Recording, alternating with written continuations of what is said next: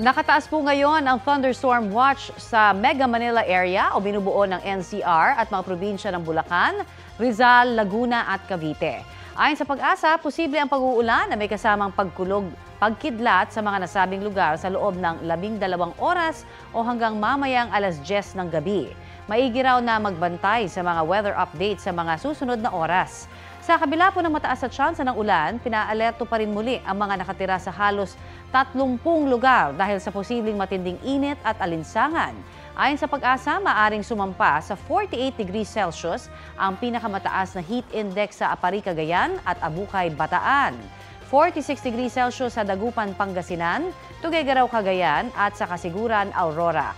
45 degrees Celsius naman sa Pasay City, Etxague, Isabela, Baler, Aurora at sa Daet, Camarines Norte. 44 degrees Celsius sa Bacnotan, La Union, Calayan, Cagayan at sa iba, Zambales. Posible namang umabot sa 43 degrees Celsius ang heat index sa Lawag, Ilocos Norte, Bayumbong, Nueva Vizcaya, Muñoz, Nueva Ecija, Tanawan, Batangas at sa Biraca, Tanduanes. 42 degrees Celsius sa Itbayat at Basco, Batanes, Olongapo City, Tayabas, Quezon, Legazpi, Albay, Masbate City, Huban, Sorsogon, Pili, Camarines Sur, Rojas sa Mambusaw, sa Capiz at sa Dipolog, Zamboanga del Norte. Sa nakalipas na 24 oras, bumaba ang water level sa Angat, Ipo, San Roque at Magat Reservoirs. Tumaas naman po ang tubig sa Lamesa, Ambuklao, Binga, Pantabangan at Caliraya Reservoirs. Kahit ganap ng tag-ulan, mainit at maalinsangang panahon pa rin po ang ating nararanasan. Ang paliwanag dyan at aasahang lagay pa ng panahon, pag-usapan po natin kasama ang OIC ng Pag-asa Weather Division, si Mr. Chris Perez. Magandang umaga at welcome po sa Balitang Hali, sir. Magandang umaga, Connie, at sa lahat po nating mga taga-subaybay. Sir Chris, bakit kaya kahit tag-ulan na, di ba, mainit pa rin ang panahon? Sa ngayon, Connie, nakakaranas tayo ng tinatawag nating monsoon break. Bagamat may habagat ang naapektuhan na itong nasa western section lamang ng Southern Luzon at ng Visayas. Kaya base na rin doon sa rainfall data na nakalap natin during the last 5 days, talagang yung concentration ng mga significant amount of rains ay nandito nga sa central at saka southern part, particular na yung mga western section ng Visayas at ng Mindanao area. Pero mapapansin naman natin, dito sa Metro Manila, bagamat hindi katagalan ng pag-ulan, ay nagiging madalas pa rin yung mga tinatawag nating isolated thunderstorms, lalo na sa dakong hapon o gabi. Ano ho yung sinasabing paliwanag, na sinasabing weather phenomena na kahit natirik yung araw, minsan ho, biglang umuulan. Maraming haka-haka dyan, di ba? May mga kasama pang tikbalang na kinakasal. Pero syempre, hindi totoo yan.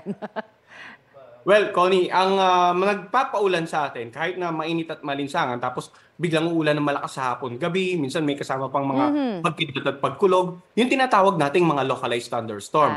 Kapag mas mainit ang panahon, lalong-lalo sa mga ganitong buwan, na mataas ang moisture content ng ating hangin, mas nagiging mabilis yung tinatawag nating cloud build-up. Nagkakaroon tayo ng mga malabulak na ulap, yung tinatawag nating cumulus clouds, yung bulak na maputi. And then pagdating ng hapon o gabi, mapapansin natin, bukod sa makapal, ay nagiging maitim or dark grayish na yung pinakang cloud base. So, yung mga thunderstorm cloud na bigla nagpapaulan sa atin, lalo na sa dakong hapon o gabi, minsan may kasama pang pagkidlat at pagkulog, minsan mga pagbugso ng hangin, minsan nagkakaroon pa tayo ng mga tornadic activity. So, kahit wala pong bagyo, basta merong thunderstorm activity sa inyong lugar, ay asahan natin yung mga ganitong pag-ulan. Usually, 5 minutes, maximum na yung 1 hanggang 2 oras ng mga pag-ulan.